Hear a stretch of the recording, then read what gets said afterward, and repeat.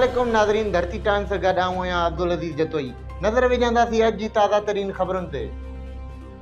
मेमनगोड़ बिरोई पाड़े में के इलेक्ट्रिक पारां इलाइक़े वासियुनि खे साफ़ पाणी फराहम करण लाइ लॻायल आरओ प्लांट जो के इलेक्ट्रिक जे DCO आमिर ज़ा ऐं पीपल्स पार्टी ज़िला मलीर जे सदर सलमान अब्दुल्ला मुराद ऐं MPA यूसुफ मुर्तज़ा बलोच ऐं के इलेक्ट्रिक जे ऑफिसरनि इलाइक़े वासियुनि मौजूदनि सां गॾिजी इफ़्तिताह करे छॾियो।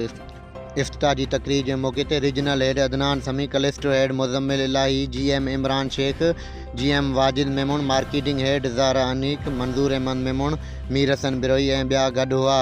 उन मौक़े ते अॻवाननि मीडिया सां ॻाल्हाईंदे चयो त साफ़ पाणी हर शहरी जो बुनियादी हक़ आहे। आवाम खे रिलीफ फराहम करण लाइ के इलेक्ट्रिक पारां RO प्लांट लॻायो वियो आहे। असांजी कोशिशि आहे त हमेशह जीअं ज़रूरतमंद इलाइक़े वासियुनि ताईं सहूलियतूं फराहम करे खेनि साफ़ पाणी जी फराहमी यकीनी बणाई वञे। हुन चयो त RO प्लांट जी सार संभाल लाइ के इलेक्ट्रिक समेत मक़ामी इंतज़ामिया ऐं सैलानी वेलफेयर जा रज़ाकार पुर संभालींदा। तक़रीर जे मौक़े ते MPA यूसुफ मुर्तज़ा बलोच, वॾे वज़ीर जे सलाहकार, पीपल्स पार्टी ज़िला मलीर जे सदर सलमान अब्दुल्ला मुराद पारां के इलेक्ट्रिक ऑफिसरनि जो शुक्रिया अदा कयो ऐं खेनि अजरक जा तोहफ़ा पुर पेश कया।